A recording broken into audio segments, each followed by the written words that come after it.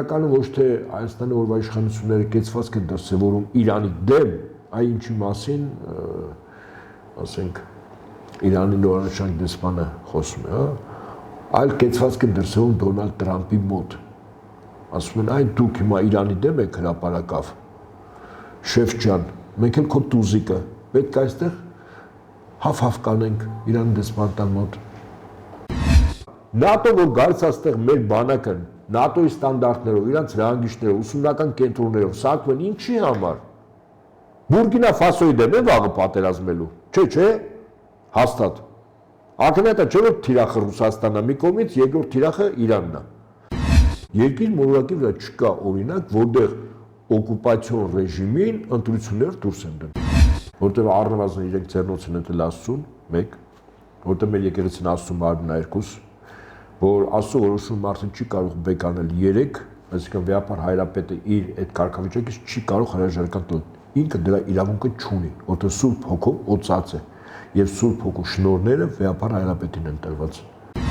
Մեր եկեղեցին Աստծո մարմինն է։ Հիմա սրանք ուզում են այդ մարմինը բաղդատել։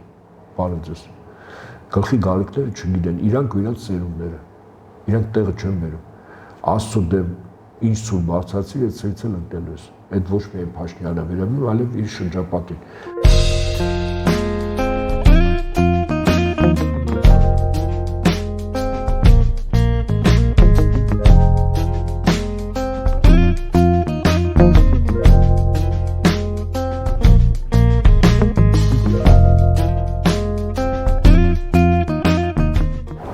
Իրավունք TV-ի տաղավարում հյուրընկալել ենք Պահեստազորի գնդապետ, ռազմական փորձագետ Հայկ Նահապետյանին, շնորհակալություն պարոն Նահապետյան հրավերն ընդունելու համար։ Պարոն Նահապետյան, ասուլիսով հանդես եկավ Իրանի նորանշանակ դեսպանը եւ բավական ուշագրավ հայտարարություններով է հանդես եկել, ուզում եմ դրանց անդրադառնանք։ Ու նա ասում է, որ Թեհրանում այնպիսի պատկերացում է ձևավորվում, թե Հայաստանը դառնում է Իրանի դեմ թշնամաբար տրամադրված ուժերի գործունեության կենտրոն։ Ինչ է սա նշանակում եւ ինչ ակնարկի անում ես Իրանը։ Դեռնին քարտ կարմիր շրջանակով։ Քանի որ Իրանում հիմա իշխանապողության գործընթաց է, որը երկրորդն է, առաջինը 12 օրվա ռազմական հակամարտության փորձարվեց գլխատել Իրանի ռազմական, քաղաքական, հոգևոր, գիտական վերնախավը, եւ հետո իշխանապողություն, չստացվեց սա, այսինքն ակնհայտ արձանագրենք, որ 12 օրվա հայտնի Իսրայել Միացյալ Նահանգների Դաշնակցությամբ փորձը ձախողվեց, վստահաբար Իրանը հաղթել այդտեղ։ Որտեղ այն խնդիրները, որ դրել էին, այդ թվում նաև հրթիռների, բալիստիկ հրթիռների, հիպերձայնարարությամբ հրթիռների Իրանի պահոցներին հարվածել չեղավ, որտեղ շատ խորքում էր ուրանի հարստացման կենտրոնները, որոնք ևս շատ խորքում են ցենտրիֆուգները, ոչնչացնել չեղավ,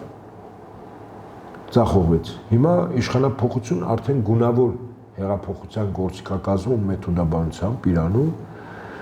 այն է 5-րդ եւ 6-րդ շարասյուն,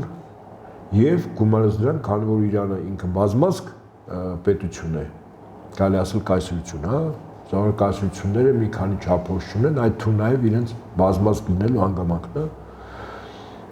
թեև Իրանում ազգային փոքրամասնություններ չկան, այնտեղ կրոնականով է, էլի, բայց ազգեր կան, որոնք այս կամ այն ձևով հավակնում են Իրանից անջատվել, առանցին պետություն, առաջները ազերիներն են, Ադրբեջանն հետ միանալ, բելուժները, փուշտունները, քրդերը, արաբները, այդպես էլի, կենտրոնում են, Իրանը կենտրոնում է իր, եթե ծայրամասերն այս բոլորը այլազգիներ են, հա։ Ուրեմն 5-րդ շարասյուն, 6-րդ շարասյուն անջատողական տրամադրություններ այս փաթեթով փորձ արում Իրանում իրականացնել իշխանապողություն, որում իշխանապողության պատվիրատուն Միացյալ Նահանգներն է, որի նախագահը չէր Սեթեմեթ իդեպ։ Ասում է, հա, մենք ենք, այսպես դիլնի եւ այլն։ Եվ Փելեվի Ռեզաշայի որդին անունից եւս ժողովրդին կոչայել փողոցիչներ, ընդ որում արհեստական կերպով Իրանի արժույթը արժեզրկեցին, շատ կտրուկ, որտեղ տնտեսական լուրջ ճգնաժամ առաջացավ, շատ բնական է դա, բայց մարդիկ այդ ճգնաժամի հետևանքով իրենց դժգոհությունը հայտնելով այդ դժգոհությունը գեներացվեցին արդեն կոնկրետ հատուկ ծառայությունները, այդ թվում եւ Միացյալ Նահանգների եւ Իսրայելի եւ ես չեմ բացառում նաեւ Թուրքիայի եւ Ադրբեջանի գեներացվեցին իշխանապողության արդեն զենքով մսկիթների այրել, Նահատակ Սուլեյմանի արձանը ոչնչացնել, պատկերը, որը հնարավոր էր այրել արձան տեսքով այրել, Պահպանների կորպուսների գրասենյակները այրել, ավտոմատներով ոստիկանների վրա կրակել, որտեղ ոստիկանների եւ պահպանության ուժերից եւս կորուստներ կան մարդկային, տասնյակներով։ Այնպես որ այդ ֆոնի վրա հիմա Իրանի հատուկ ծառայություններից նա մի քանի հատուկ ծառայություններ, այդ թվում նաեւ արտաքին գերատեսչությունը, որ իրականում արտաքին հետախուզության միած ստորաբաժանումն է, եթե այսպես ասենք, ցանկացած երկրի միայն Իրան չի վերաբերում։ Հիմա իրանք նայում են 3 հավաքվել են Իրանի դեսպանատան մոտ, ինչ-որ անձինք։ Իսկ ով ասում, որ բոլոր Իրանի քաղաքացիներ էին, որոնք հանգամանքների բերումով Հայաստանում էին, ասենք, որպես տուրիստ կամ աշխատանքային եւ այլն, ով ասում։ Բավարար պարզ է, որ այդ մարդկանց մեծ մասը, ասենք, քաղաքացիներ ազգությամբ հայեր։ Եթե այդ հարցը եւս դեսպանը բարձրացնում է, ասում եմ մենք բողոք ենք ներկայացրել Հայաստանի համապատասխան մարմիններին, բայց տեսնում ենք, որ կանաչ լույս է վառվում այդ ցուցարարների առաջ, եւ օրեր շարունակ Իրանի դեսպանատան դիմաց տեղի ունենում այդ ակցիաները։ Գիտեք, այստեղ այդ ակցիան ոչինչ չի որոշի, հա։ Ոչ Իրան տեղ ունեցող գործընթացների վրա է ազդելու, հա, բնականաբար։ Օրինակ, ասենք Լոնդոնում մի 6-ը իր աշխատակիցները ժողովրդի դիմակի ներքո իբր Իրանի քաղաքացիները գրավեցին Իրան դեսպանությունը։ Որ նպատակը է դեսպանության գրաման որն է, համակարգիչների տեղեկատվություն արգրավել, հա, բարձր եմ ասում։ Հիմա մեզ մոտ, եթե նման ակցիա է արվում, ինքը ընդհանրապես քարոզչական է, չէ՞, ոչ ավել, ոչ պակաս։ Իսկ քարոզչականով իրականում ոչ թե Հայաստանի օրվա իշխանությունները կեցվածք են դրսևորում Իրանի դեմ, այլ ինչի մասին, ասենք, Իրանի նորանշանակ դեսպանը խոսում է, հա, այլ կեցվածք են դրսևորում Դոնալդ Տրամփի մոտ։ Ասում են, այ դուք հիմա Իրանի դեմ եք հրապարակավ, շեֆ ջան, մենք էլ քո տուզիկը, պետք է այստեղ հաֆ-հաֆ կանենք Իրանի դեսպանատան մոտ, խնդիրներ կառաջացնենք, ժողովուրդ կբերենք դեսպանատան մոտ ցույցերի օրերով։ Այսինքն այդ տուզիկի հաֆ-հաֆն է Տրամփի համար, որ Տրամփը որ ասենք մեր նման երկրների ղեկավարները, որ իրենց համար որպես տուզիկ են, աբարեգ են, չէ, այսպես ասենք, գաղութատիրական համակարգից դեռևս առ այսօր այդպեսին կալուն կա, չէ, անգլոսաքսոնական աշխարհում, թե մեր նման երկրները իրենց համար ինչ են։ Դերմանից այդ տուզիկի նմանն ընդհանրապես հաֆ-հաֆ անում Տրամփին եւ Տրամփի վարչակազմին ցույց է տալիս, որ այդ գործի մեջ ենք, էլի։ Դեպի այսօր Washington Times-ը ուշագրավ հրապարակում էր արել եւ նշել, որ Թրամփը դիմել է Եվրամիության հետախուզական ծառայություններին եւ խնդրել տրամադրել Իրանի վերաբերյալ տվյալներ։ Սրա համար են եվրոդիտորդները Հայաստանում։ Ահա, ճիշտ եք, շատ ճիշտ եք։ Ինչքան ժամանակ է, թե 3-րդ տարին է։ 23 թվականից են դրան։ Արցախում հայաթափումից հետո դիտորդները այստեղ են։ Սկզբից մի փոքր խումբ եկավ, հետո 24-ին մեծ խումբ, հետո իրավական ամրագրում տրվեց, հետո այդ դիտորդները քաղաքացիական դիտորդական առաքելություն։ Դիտորդները ստացան դիվանագիտական անձեռնմխության իրավունք Հայաստանում օրենքով։ Ոչ նրանց անձանց, ոչ մեքենաներ, ոչ գույքը չես կարող խոզարկել։ Աբսուրդ է, չէ՞։ Դա ստատուս ունեն միայն դիվանագետները։ Իսկ Հայաստանը իրավական ակտ ընդունեց։ Դրանք ակնհայտ է, չէ՞, որ հետախույզներ առաջին հերթին։ Ես դրա մասին բազմիցս բարձրաձայնել եմ։ Աշխատում եմ իհարկե Իրանի սահման։ Այդ թվում Իրանից Հայաստան տուրիստների անվան ներքո գարացող անձանց հետ հանդիպումներ, որոնք կարող է հավաքագրվել էին կոնկրետ հանձնարարականներ, պարապել, սովորեցնել, ուսուցանել, հրահանգել, չէ։ Բայց մարդիկ չեն գնա Իրանում, ասենք իրենց գործակալներին հրահանգեն, տեղում ձերբակալվեն, չէ։ Մեր նման երկրներում են Հայաստան, Ադրբեջան, Թուրքիա գալիս են եւ այդ դիտորդները այստեղ արդեն աշխատանք տանում են։ Այդ թվում նաեւ հետախուզական աշխատանքներ, որտեղ Իրանից սահմանակից ենք, չէ՞ մենք։ Պարոն Ապետյան, Իրանից ստացված մտահոգիչ հայտարարություններին նախորդել էր Ռուսաստանից, Սալավյովի շուրթերով վարված հայտարարությունները, ինչը լայն աղմուկ բարձրացրեց, ընդ որում զարմանալիորեն ոչ միայն իշխանության կողմից, այլ նաև ընդդիմության։ Ի վերջո, ինչ է ասում Սալավյովը եւ եթե ընդդիմությունը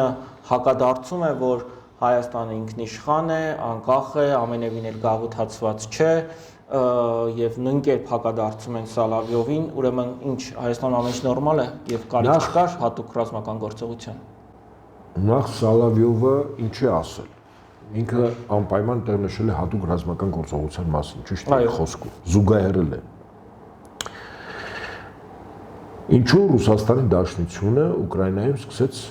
հատուկ ռազմական գործողություն փետրվարի 24-ին։ Այս 22-ին անվտանգության խորհրդի արտահերտ նիստի ժամանակ Ռուսաստանի նախագահը դրա մասին ասաց, մի քանի կետեր է, չի ասել։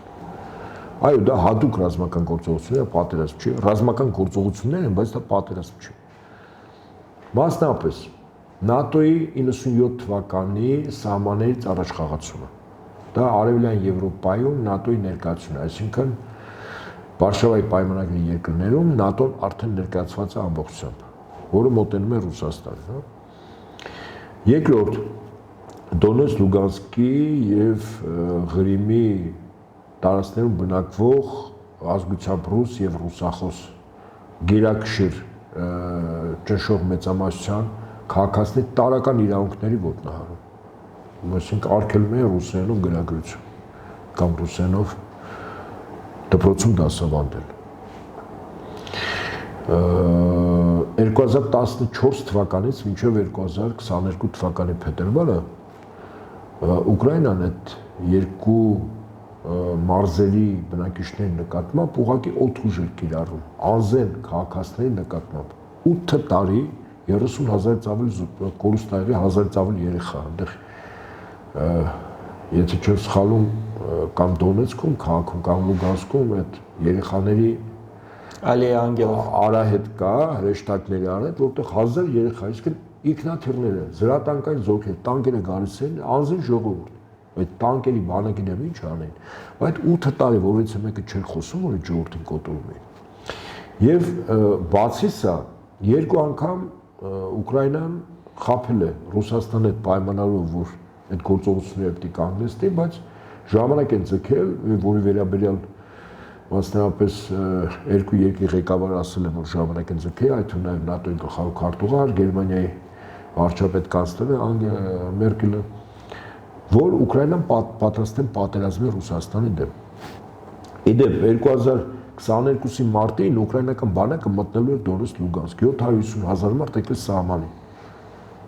Դե բնականաբար ռուսական հետախուզությունը այս ամեն ինչը գնահատում է, չէ՞։ Եվ Ռուսաստանը ինքը նախահարցակ է եղել։ Այո, նախահարցակ է, այնքան Ռուսաստան նախագահը այդ թեմայի հետ կապված մի անգամ հետաքրքիր զուգահեռ բերեց, ասել որ Ստալինը ժամանակին իմանալով որ նացիստական Գերմանիա հարձակվի, նախահարցակ լիներ Խորհրդային Միությունը, որտեղ գործը չհասներ Մոսկվայի մատուցներ հասնել, հա,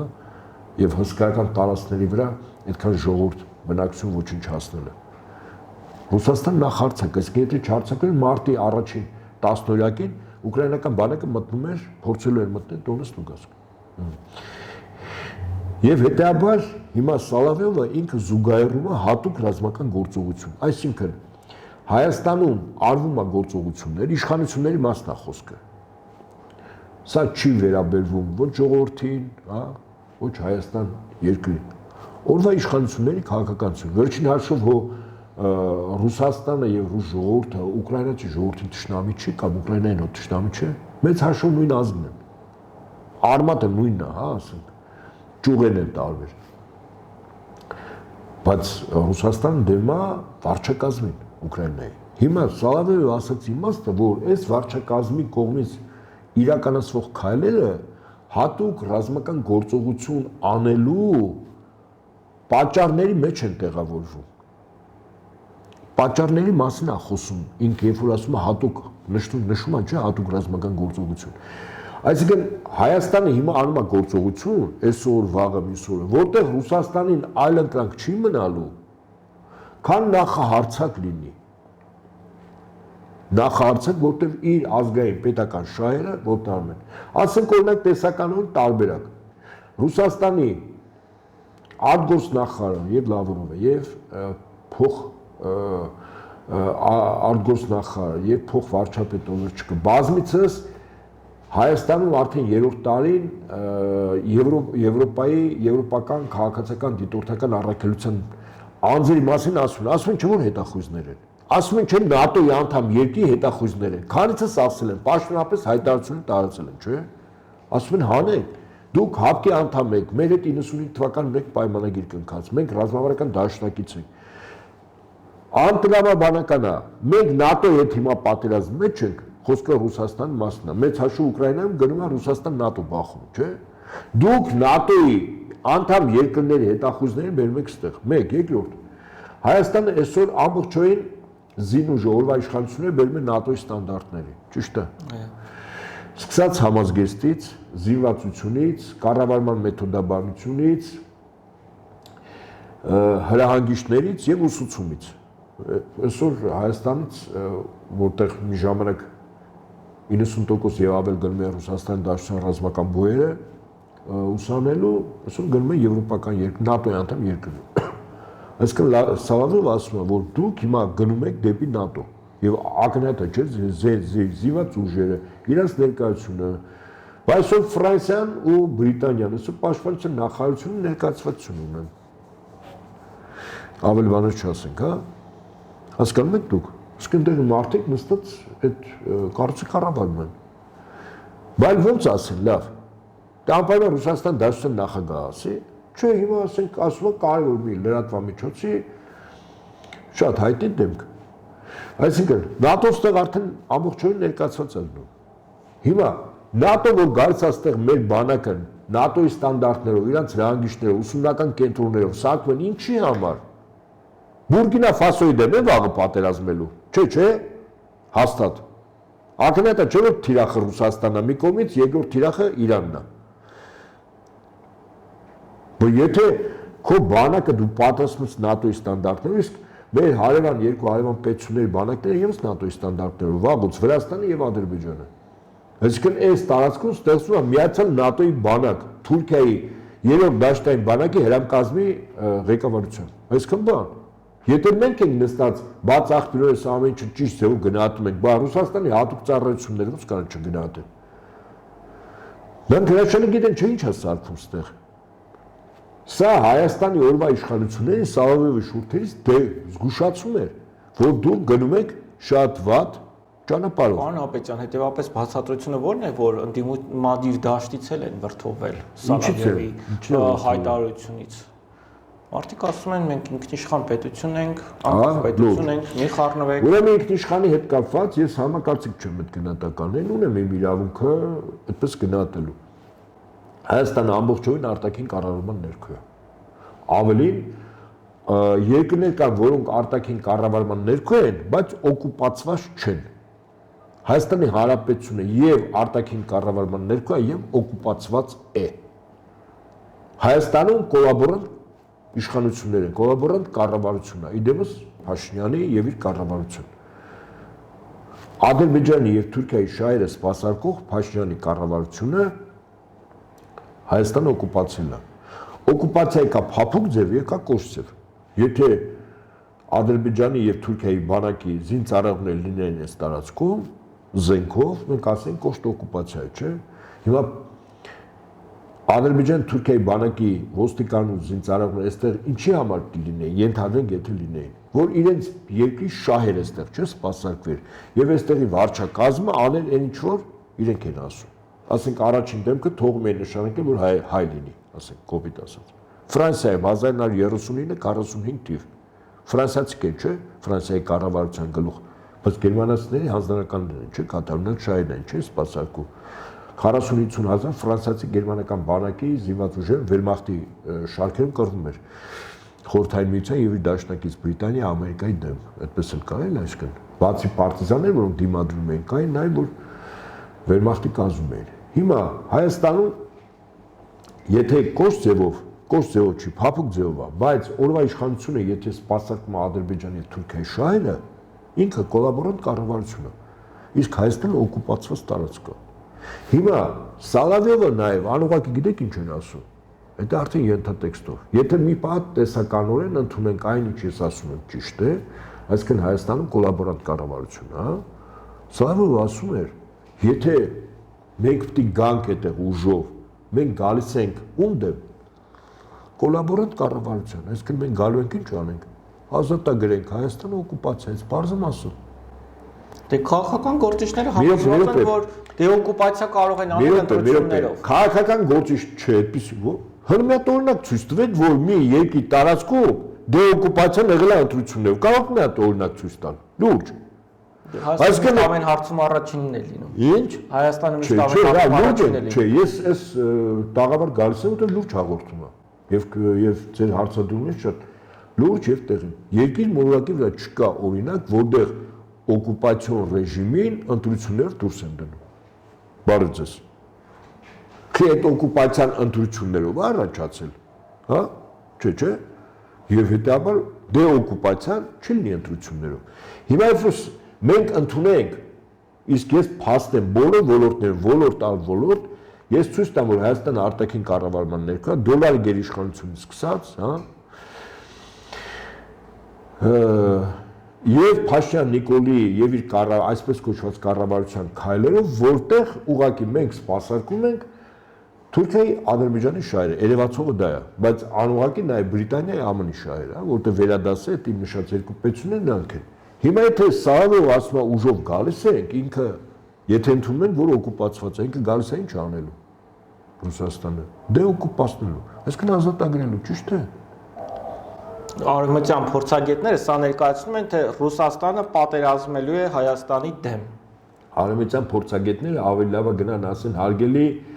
Դոնալդ Տրամփ, այդ ո՞նց եղավ, որ ՄԱԿ անդամ պետության, ինքնիշխան, պետության նախագահին դու առևանգում ես, հետո գերեվարում ես, հետո ասում ես Վենեսուելայի նախագահը ես եմ, հա? Այդ ինչ մարդու իրավունքն է, այդ որ միջազգային իրավունքով կոնվենցիայով ես ասում Գրենլանդիան մերն է այսօր վաղը, Կանադան էլ մյուս օրը։ Դե Թրամփն էլ, Ալիևն էլ հայտարարեցին, որ միջազգային իրավունք այլևս գոյություն չունի։ Շատ ճիշտ է, ուրեմն եկանք հիմա ճիշտ գնահատման հաշվանքի սկզբին, այն է Տրամփի աշխատասենյակում Ռոնալդ Ռեյգանի նկարը կա, սա պատական չի, Ռոնալդ Ռեյգանը ԱՄՆ-ի այն նախագահն էր, որի կառավարման տարիներին ԱՄՆ-ի կառավարման սկզբունքը հետևյալն էր, արդարությունը ուժով, արդարությունը ինքը սուբյեկտիվ ընկալում է, եթե քրիստոնյա չես, եթե քրիստոնյա ես գիտես, արդարությունը, ճշմարտությունը, ճանապարհը Հիսուսն է։ Իսկ եթե քաղաքական հարթության մեջ ենք նայում արդարությունը, դա այդ երկրի ազգային պետական շահն է։ Այսինքն ազգային եւ պետական շահի հետամուտ լինելս եւ այդ շահը պաշտպանելը դա պետք է արվի ուժով, բացահայտ ուժով։ Ավասիկ հիմա ԱՄՆ ներկայիս վարչակազմի քաղաքականություն նույնն է, ինչ որ ժամանակին Ռոնալդ Ռեյգանի կառավարման ժամանակ ԱՄՆ քաղաքականություն, այսինքն ուժով վերցնում են։ Ուրեմն եթե ուժով ես վերցնում, այն ինչ որ գտնում ես, որ քո երկրի շահերի տեսանկյունից, հա, դու որից մեկի կարծիքը չես էլ արցնում։ Այսինքն հիմա Իրանում գործընթացներ են գնում, որտեղ ԱՄՆ ակնհայտ է, չէ՞ որ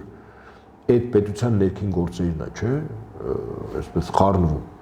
Եվ պատական չի, որ այո, դուք ճիշտ նկատեցիք, որ Ադրբեջանի նախագահը ինչ է ասում։ Ասում է միջազգային որպես իրավունք, որը Փաշյան Նիկոլի,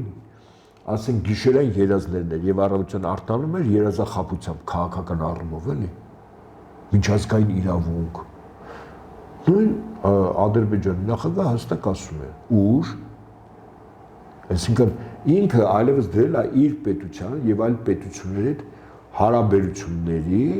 մոտեցումները։ Առաջինը ուժն է։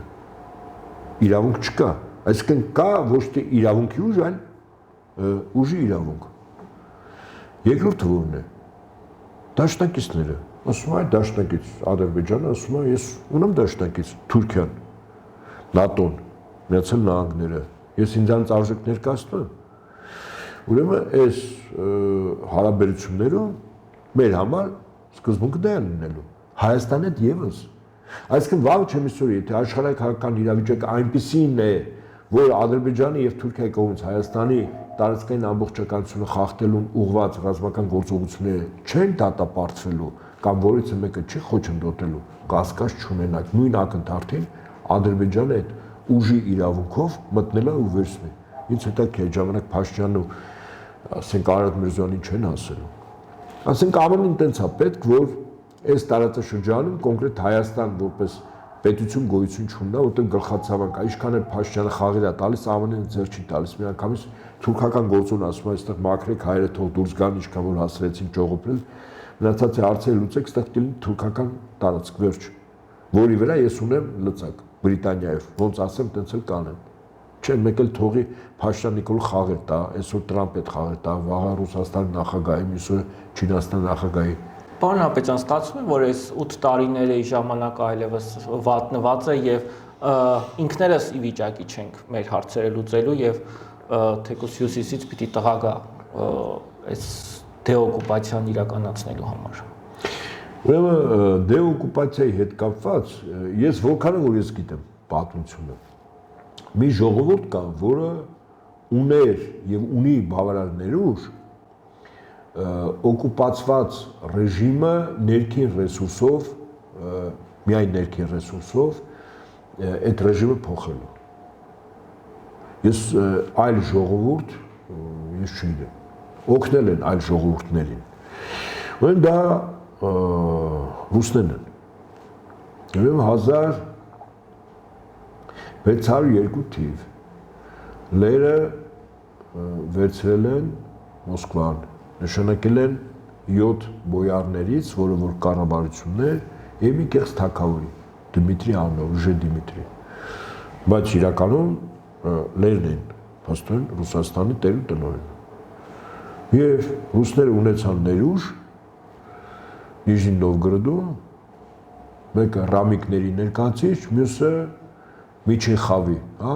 այսպես ասենք, Մինի եւ Պաժարսկի զորք հավաքեցին, զինեցին, մարզվեցին դեպի Մոսկվա, քշեցին եւ բոյարներին եւ լեհերին։ Այսինքն երկիրը օկուպացված էր, լեհերը գրավել էին, բայց իրենք չէին նստում որպես թագավոր։ Այդ կեղծ ինչ-որ մեկին իհարկե ակրատը չէ, ու դա միջոցով դի կառավարեն։ Դրանից 200 տարի հետո 1812 թիվ Նապոլեոն եկավ Ռուսաստան։ Չէր եկել հրապարակավ ավերելու գրավելու, իդեպ ինքը եկել էր ազատագրելու երկու կարևոր կարգախոս ուներ Նապոլեոնը։ Ազատագրվել ուրեմն ճորտատիրական կարգերից, որտեղ այդ ժամանակ այդ կարգերն էին գործում։ Բայց քարոզչական առումով, ասենք այնքան բարձրական է ներկայացված այդ ճորտատիրականն էլի։ Ռուս մուժիկին ասում էր, ես եկել եմ ձեզ ազատագրեմ։ Եվ երկրորդ ցար իշխանությունը տապալեմ, ոնց որ մեր մոտ ենք տապալել։ 1812-ին իրենք կռիվը սկսեցին ռուսների դեմ, տարածքի մեծ մասը այդ թվում Մոսկվա մայրաքաղաքը վերցրեցին, բայց հետո պատերազմը ավարտվեց Փարիզում ռուսների հաղթանակով, չէ՞, ճիշտ է։ Ընդ որում ռուսները չմնացին Փարիզ։ Ալեքսանդր Թագավորը չմնաց Փարիզ։ Ասաց ազատագրում եմ ես զորքերը եկավ։ Այս երկրորդ օկուպացիան դեօկուպացիա։ Երրորդը Հիտլեր Մոսկվայի մատուցները չի ասել Կովկասի մի մասներ վերցրել Ուկրաինա, Բելարուսիա 30 միլիոնից ավելի զոհ տվեց չէ Խորհրդային Միությունը։ Դեօկուպացիան փաստորեն Խորհրդային Միությունը կարողացավ, բայց առանց այդ ժողովուրդները ռուսներն են, չէ։ Հիմա 4-րդը 1991 թիվ երկիրը գրաված է ԱՄՆ-ի եւ իր վասալների կողմից։ Հիմա գնում է դեօկուպացիայի կամ ազգային ազատագրական պայքար։ Իդեպ Ռուսաստանի ներկայիս նախագահը իր կառավարման երկարաձիգ տարիներին ընդհանրապես 1 տոն է մցրել Ռուսաստանի տոների մեջ։ Նոյեմբերի 4-ը կոչվում է ազգային միասնության օր։ Ձեր Народного единства, չէ՞։ Բայց իրականում այդ օրը նվիրվում է չի լեհերին քշելուն, Մինին եւ Պաժարսկին։ Իրականում այդ ինքը ազգային ազատագրական պայքար է։ Ազատագրվում ես օկուպացիայի հակառակ գործողություն ինքը ազատագրումն է, չէ՞։ Օկուպացիան գրավելն է, պահելը, գրավել ու պահել, ազատագրումը այդ ռեժիմից ազատվելն է։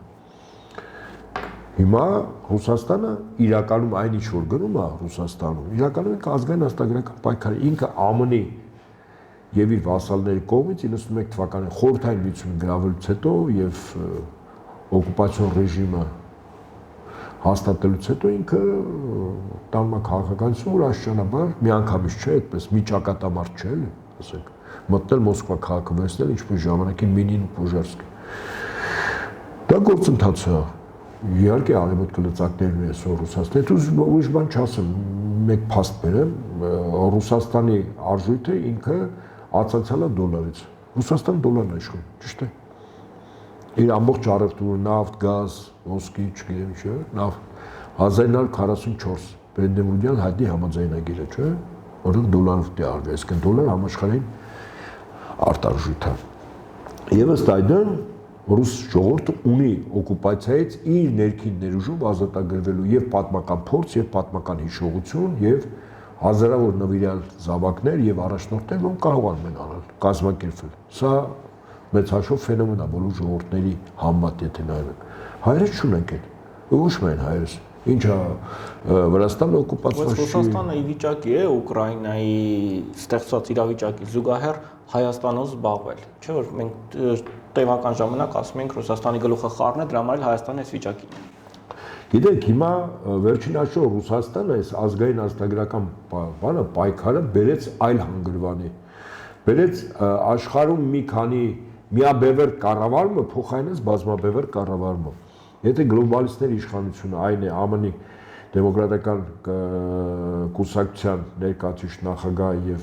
Բրիտանիայի կառավարությունը, որոնք կազմում են գլոբալիստների երևացող քաղաքական վերնախավը, իսկ նրանք ունեին ինստիտուտներ, այդ ինստիտուտներն էին օրինակ Ֆեդերալ ռեզերվային համակարգը, ՆԱՏՕ-ն, Եվրամիությունը,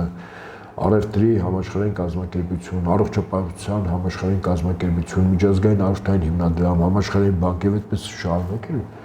Հիմա իրենք ձգտում են համաշխարհային տիրապետություն մեկ ուժային կենտրոնով եւ այդ անձնել, որը պետք է համաշխարհային կառավարը չներներ, որը պետք է գար Սողոմոնի 3-րդ տաճարում նստեր։ Այնինչ որ 2023-ի հոկտեմբերի 7-ին սկսեց 24-ի Գազայում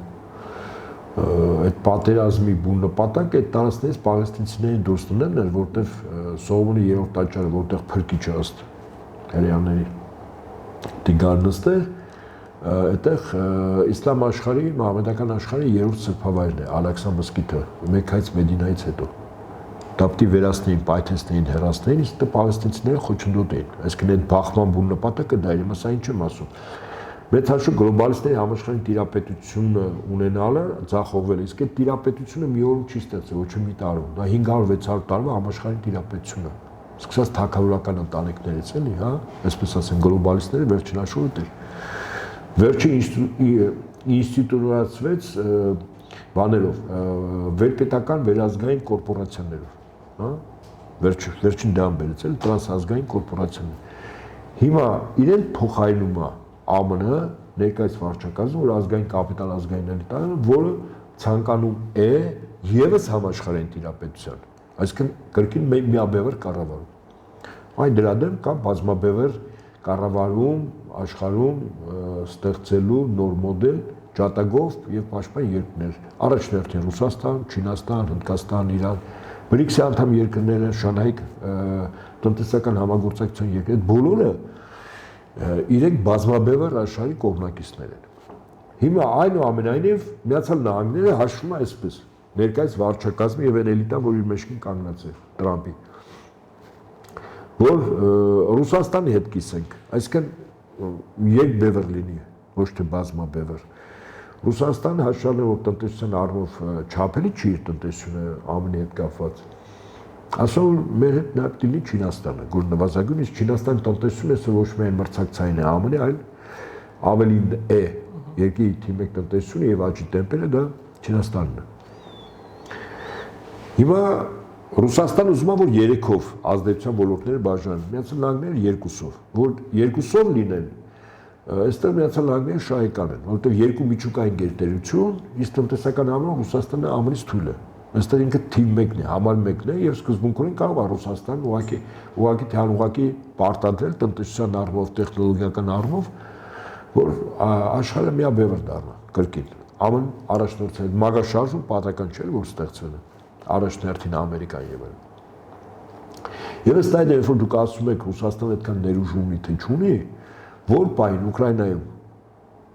գալիս է մի հանգրվան, որ պատերազմ կանգնում է, իսկ այսօր գլոբալիստների գործիքն է Ուկրաինայի բախումը, որտեղ ԱՄՆ-ի նախագահ ԱՄՆ-ի ճարմը որ կանգնեցն է ակնհայտ է, չէ, եւ խոչընդոտ կա Բրիտանիան է խոչընդոտի ավանգարդում Եվրամիության երկրներով, որ պայն այդ կռիվը կանգնում է, ասենք տեսականորեն 3 պետություն Ռուսաստան, Միացյալ Նահանգներ, Չինաստան ղեկավարները աշխարհի ազդեցության տարածքները բաժանելու են։ Եվ շատ բնական է, որ Հարավային Կովկասը, այդ թվում նաև Կենտրոնական Ասիայի պետությունները, այսինքն Միջնասիական հանրապետությունները, այդ թվում նաև Մոլդավան, այդ թվում նաև Մերձբալթյան հանրապետությունները, Պոզդամի կոնֆերանսում 45 թվականին դա Խորհրդային Միության ազդեցության տարածք էր, մեկ միության կազմում, իսկ Խորհրդային Միության չգոյությունից հետո իր հաջորդը Ռուսաստան Դաշնությունն է, եւ Ռուսաստան Դաշնությունը հետամուտ առնելու այդ տարածքներում իր ազդեցությունը բացահայտ ունենալու։ Սա է, այնպես որ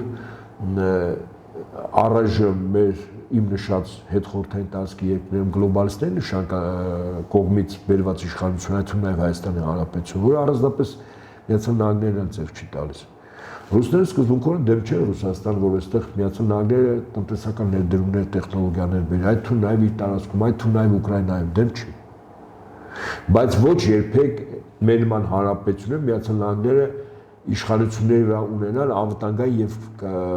քաղաքական իշխանություն։ Այսինքն իշխանությունները քաղաքական կոմպոնենտով եւ անվտանգային ԱՄՆ-ի կառավարման ներքո պիտի չունեն,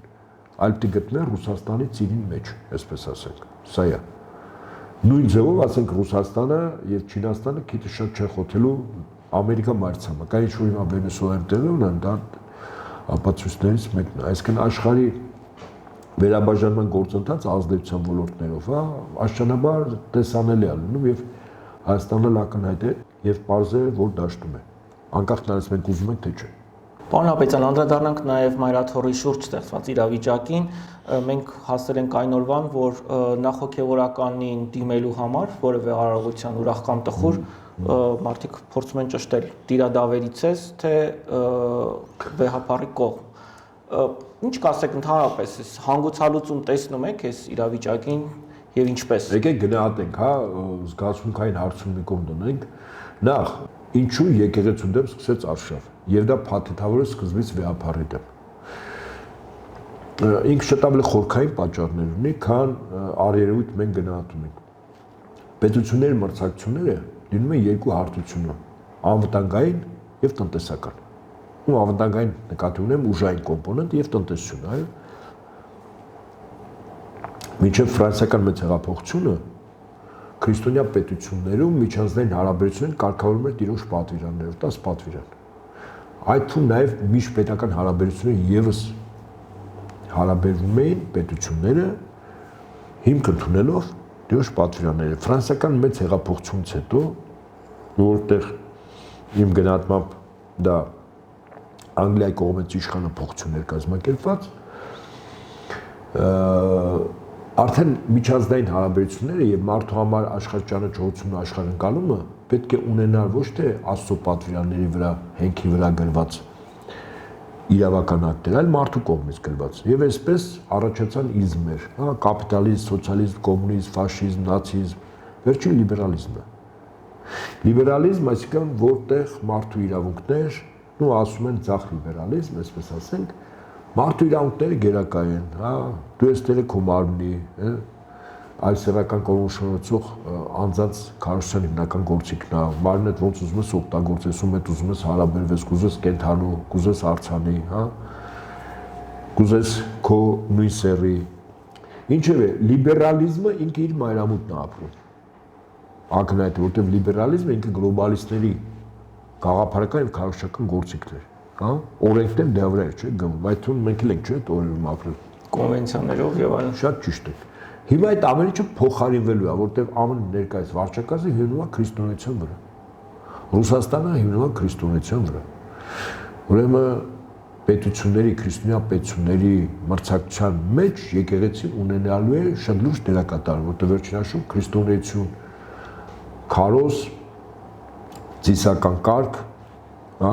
ուսուցանում, Այդ բոլորը կատարում է եկեղեցին։ Մեր եկեղեցին բացառիկ իրավունք ունի այդ առումով։ Ըստերից եկեղեցու դերը արդեն նոր աշխարհում շատ կարևոր է։ Դուք հավատացած եք, որ եկեղեցին ուժեղացած է դուրս գալու այս իրավիճակից։ Եկեղեցին փորձուններ մեջով է, ես հիմա ինչու այս մանրամասն ասացի, որ քրիստոնյա պետությունի համար եկեղեցի որպես ինստիտուտ շատ կարևորվում է։ Ես նշեցի, չէ, երկու հարթություն, անվտանգային կամ ուժեր, զինված ուժեր, մյուսը տնտեսություն։ Հիմա երրորդը եկեղեցին է դառնում։ Եվ շատ բնական է, որ քրիստոնյա օրինակ Միացյալ Նահանգները կուզենա, որ բոլոր քրիստոնյա պետությունները իրենք ազդեցությունն է եկեղեցիների վրա։ Ու պատական է, որ Ռոմի Պապը վերընտրվեց ԱՄՆ կաթոլիկ եկեղեցուց։ Չէ։ Պատական էր 500 տարի ընդմիջումով անգլիկան եկեղեցու գլուխ Բրիտանիայի թագավորը գնաց Վատիկան։ Եվ Վատիկանում աթոռ ունի։ Իսկ իրարացի կոնստել տեղ է սա։ 500 տարի չկար հարաբերություն։ Եվ անգլիկան եկեղեցու գլուխը դա Բրիտանիայի թագավորն է կամ թագուհին։ Այսինքն գնում է հիմա քրիստոնյա պետությունների, եկեղեցիների վրա որոշակի աշխատանք, որոնք այս կամ այն ձևով դիենթարկվեն Վատիկանին։ Մեր եկեղեցու դեմ այս արշավը հիմքում սա է։ Օրինակ բերեմ, ուկրաինական ուղղափառ եկեղեցին մասնատվեց, չէ՞։ Հիմա մյուս եկեղեցին կոչվում է Ուկրաինայի եկեղեցին, չէ՞ ոչ թե ուկրաինական։ Պրավասլավնա ցերկը Ուկրաինի, որը ենթարկվում է Կոստանդնուպոլի տիեզերական պատրիարքին, ճիշտ է։ Հիմա այսինքն սպասենք, որ հայաստանյաց առաքելական եկեղեցին վերածվելու է մի հատ էլ Հայաստանի եկեղեցու։ Այո, Նիկոլի ծրագիրը եւ իր տերը Հայաստանի ստեղծել նոր եկեղեցի, որի անունը կդնեն օրինակ Հայաստանի առաքելական եկեղեցի, որը կազմված կլինի Հայաստանի 12 թեմերից ու վերջ։ Եվ որը կենթարկվի Կոստանդնուպոլի տիեզերական պատրիարքին, որ ազգությամբ հույն է, Թուրքիայի քաղաքացի, Թուրքիայի արտաքին հետախուզության նախկին սպա եղել եւ բնականաբար չի սպասարկում իրական ուղղափառ աշխարհի։ Պարոն Ապետյան, ձեր նախկին բոլոր նախազգուշացումները ի վերջո իրականություն են դարձել։ Ցավոք։ Սա էլ իրականություն կդառնա, թե դեռ հնարավորություն ունենք կանխելու։ Փաշինյանը ինչ անում է, այն քայլեր որ անում է, իրականում ինքը թիրախավոր վեհապար է, չէ՞, սկզբից, բայց բուն նպատակը վեհապարը չէ, եկեղեցին է, չէ՞, եկեղեցին մասնատելու, հա։ Մեր 4 նվիրապետական աթոռները 5-ը դարձնելն է, մի հատ այստեղ սարքելը։ Ես համոզված եմ, որ այստեղ եւ իր տերը բարթվելու են, որտեղ առնվազն իրենք ձեռնոցն են Աստծուն 1, որտեղ մեր եկեղեցին Աստծուն բարբն է 2, որ Աստծո որոշում մարդը չի կարող բեկ անել 3, այսինքն վեհապար հայրապետը իր այդ կարգավիճակից չի կարող հրաժարական տալ։ Ինքը դրա իրավունքը չունի, որտեղ Սուրբ Հոգով օծած է եւ Սուրբ Հոգու շնորհները վեհապար հայրապետին են տրված։ Ինքն էլ փոխանցում է եւ հոգեորականներին եւ աշխարհականներին։ Հա, էսի վերևի հարթությունն է այնքան, որ Աստված ամենազոր է, ամենակարող։ Հիմա ներքևի հարթությունն է, գետնի վրա ինչա կատարում։ Փաշինյանը ինչ կազմակերպեց եկեղեցու դեմ բոլորը 5 քայլ արել, 5-ը ձախողվել է։ Այդ չեմ ասում քարոշչական դաշտում։ Հիմա ուշադրություն դարձրեք մոտ 500 ամուսնացած քահանաներից ընդհանրապես 20-ի մոտ քահանա են, որ կեցված են դրսել, էլ մի մասը վախեցնելով, գայթակղելով, գումար են առաջարկել, ինչու բաներ, չէ՞։ 500-ից 20-ը։ Կոմպրոմատների պայքարը բավական արդյունավետ գործում է։ Չէ, այդպես չէ, գործում է, բայց չեմ կարող գնահատել բավական, որտեղ բավական արդյունավետ թվերով դի խոսանք։ Ասում 500-ից 20-ը։ Քան տոկոս անում։ Տոկոս անում է։ Չէ։ Չի, չափելի չի։ 55 եպիսկոպոսներից 10-ը։ Տոկոս անում է, բայց չափելի չի, չէ՞, համաձայն եք։ Առանց որ այդ 10-ի մեջ լուրջ ճաքեր կան արդեն։ Առայժմ մեկի նկատմամբ Մայրաթոռը եւ Վեհապարը կեցված դրսևորել, երբ այլևս թեմական առաջնորդ չի Գևորգ Սրբազանը, 3 հոգի էլ Գերագույն հոգիների խորհրդի անդամ չեն այլևս։ Հիմա սա ինչի համար եմ ասում, որ գետնի վրա իշխանությունը եւ իշխանության տերերը, ովքեր հանձնարարական են տալիս, խնդիր կան մասնատել, դարել, բաժանել, թշնամացնել, բայց հիմա այս կողմ վրա գնում է կոնսոլիդացիա, ակնհայտ կոնսոլիդացիա։ Այն ինչ որ տեղեր ունեցա դեկտեմբերի 18-ին Մայրաթոռում, կարծում եմ սա լավագույն պատասխանն էր։ Եվ իշխանությունները հասկացան, որ այնուամենայնիվ ուժով վերցնել չեն կարող։ Իշը Փաշինյան անցյալ տարվա մայիսի ամսից երգում էր։ Հեսա գնում ենք Էջմիածնի կենտրոնական հրապարակում հավաքենք, հետո գնանք Մայրաթորի, չունենք։ Դե մայիսից քանի ամիս անցել, հաշվեք էլի։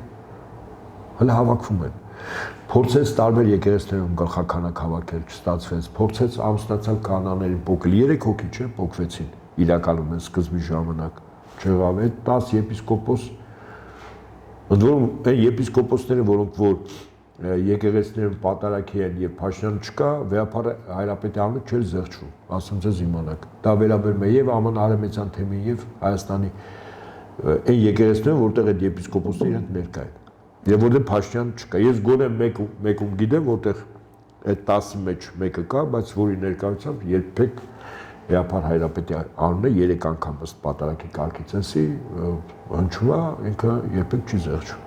Սա իրողություններ եմ ասում։ Այսինքն մյուս կողմից այս կողմը գնում է կոնսոլիդացիա, գնում է բևեռացում։ Նրանք ովքեր որ երբեք իրար չէին ճանաչում, մեր եկեղեցու զավակները սկսում են ճանաչել իրար կողքետ օրգանիզմի առողջ բջիջներն են, երբ որ վիրուսը մտնում է, այդ քնած բջիջները առողջ արտանում են, չէ՞ որ սկսում պայքարը, շատ ճիշտ է։ Դե այդ պայքարն է գնում, ես համոզված եմ, այս եկեղեցու հետ կապված դատապարտված է։ Ի սկզբանե է դատապարտված, որտեղ Փաշինյանի տերը ամեն ինչ հաշվում են մարդկային ընկալումների, մարդկային բանականությամբ, ուժերի հարաբերակցությամբ երկրի վրա, հա, բայց իրենք մտնում են մի տանց, որտեղ Աստծո ներկայությունն է։ Մեր եկեղեցին Աստծո մարմինն է։ Հիմա սրանք ուզում են այդ մարմինը բաղդատել։ Բարև ձեզ։ Գլխի գալիքները չգիտեն, իրանք ու իրանք ծերունները։ Իրանք տեղը չեն բերում։ Աստծո դեմ ինչ սուր բարձրացի, այդ ցույց են ընկնելուց։ Այդ ոչ միայն Փաշինյանը վերաբերում, այլև իր շրջապատին։ Եվ ասեմ, Փարքասու շրջապատի շատ ավելի սթափ, զգոն եւ իրատես են, քան Փաշինյանը։ Իմ համար գոնե մեկ ցուցիչ կա այդ գնահատականի մասին բարձրաձայնից անցյալ տարի հոկտեմբերի 26-ին առաջին անգամ, երբ հավաքվեցին Հովանավանքում մի փոքր պատարագի, կառավարությունից 3 անդամ էր գնացել, ազգային ժողով ԿՊ խմբակցությունից 3 հոգի։ Սա ցուցիչ է։ Ընդունում եք։ Հետո սկսեցին արդեն ներկա բացական, որ պետք է բոլորը գնան։ Բայց ցուցիչ է, չէ՞ դա։ Այնպես որ այն մարդիկ իսկապես ասենք, հա, կարող է Փաշինյանի կողքնես, որտեղ պաշտոն կա, գումար կա, վայելքներ կան, տուն կա, բիզնես կա, այսինքն նյութական, մամոնայի իշխանությունը կա, բայց ինքը հասկանում է, որ սահմաններ կա, կարմիր գիծ կա, որ չի կարելի անցնել։ Փարքասով շատերը չեն էլ անցնում։ Եվ իր ոչ մարդաշատ, օրինակ էս վերջերս Գրիգոր Լուսավորիչ եկեղեցու շարժվեցին, չէ՞։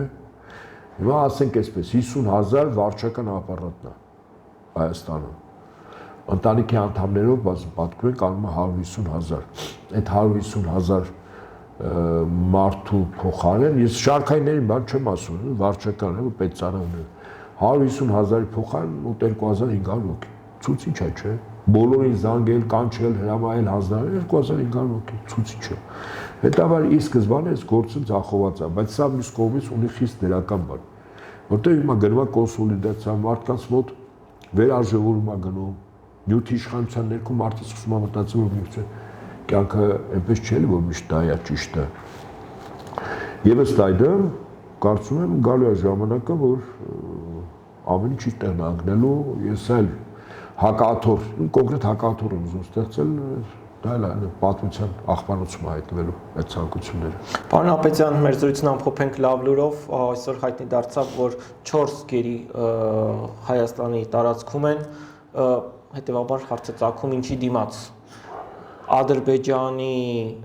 բենզինը Հայաստանում լավ վաճառելու, թե այլ նախապայման է Հայաստանը կատարել, ինչի մասին դեռ կիմանանք։ Կարծում Ադրբեջանի այդ բենզինի քանակը Հայաստան վաճառի համար առ-ոչինչ է։ Տոկոսը չի էլի։ Քարոզչական է երկե։ Ընտրությունների նախաշեմին Նիկոլին պահող երևացող 2 ուժ կա դրսից, Թուրքիա, Ադրբեջան։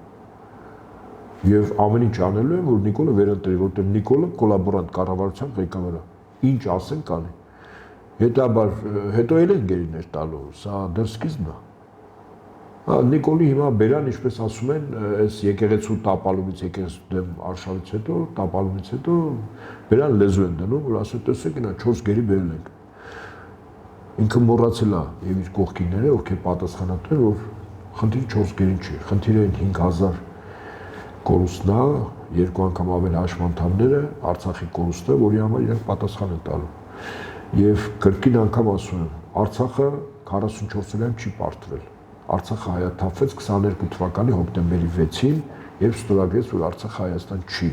որով Ալիևին իրավունք տրվեց ռազմական գործողություն սկսել, որի անունը պատերազմ չէր։ Որտեւ եթե առաջին ինքը պատերազմ էր եւ տարածաշրջանում ուժային կենտրոնների ղեկավարներին ինքը համոզում էր, որ Փաշինյանը փակուղի է մտցրել բանակցային գործընթացի եւ ինքը ազատագրական կռիվ է ուզում այդ 7 շրջանների հետ բերելու։ Հիմնավոր է, չէ՞ դա ասում։ Եթե այսպես անաչառ նայենք, բայց այս երկրորդը 23-ի սեպտեմբեր 19-ի գործողությունը խոչընդոտ ուներ 4 երակոմ հայտարարություն կար, որի տակ որոնց այդ փաստաթղթերը տա նաև Ռուսաստանի Դաշնության նախագահի ստորագրությունն էր, բայց Ալիևը ոնց այդ 4 փաստաթղթի գլխի վրա թռներ։ Ոնց։ Բնորից պատերազմ չէր կարող ասել, դե հիմնավոր էր ինչ պատերազմ։ Եվ հիմնավորեց։ Ինչպես 22-ի հոկտեմբերի 6-ին Պրահայում Շարլ Միշելի եւ Էմանուել Մակրոնի քավորությամբ Հայաստանը Արցախը ճանաչեց Փաշինյանով Ադրբեջանի մաս։ Հիմա Ադրբեջանի նախագահը ասում է, քանի որ Արցախը Ադրբեջանի մասը ինչ գործ ունի իմ տարածքում զինված մարդիկ ու խմբավորումներ։ Ճիշտ է։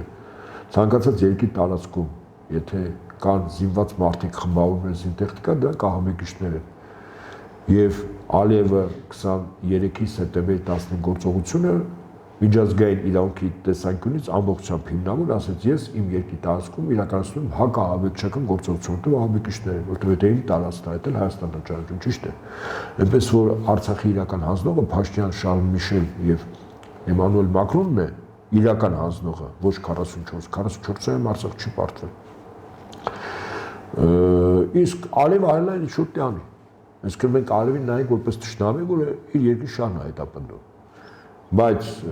նախադրյալը, որտեղ Ալիևը հակահաբեկչական գործողություն իրականացրեց, դա բոլոր նախապայմանները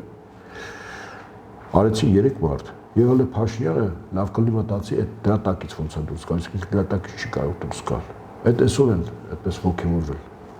Քարեր հավաքելու ժամանակ գալու այս ամեն ինչը ոչ միայն իր շատ-շատերի գլխին դամորկան սուր է։ Ցանկացած բան այդ մազից այդ սուրը կարող է կախված փոխվել ու ընկնել կղտներին։ Դրանց բխող ծանր հետևանքներով։ Այդքանը։ Շնորհակալ եմ հետաքրքրության համար։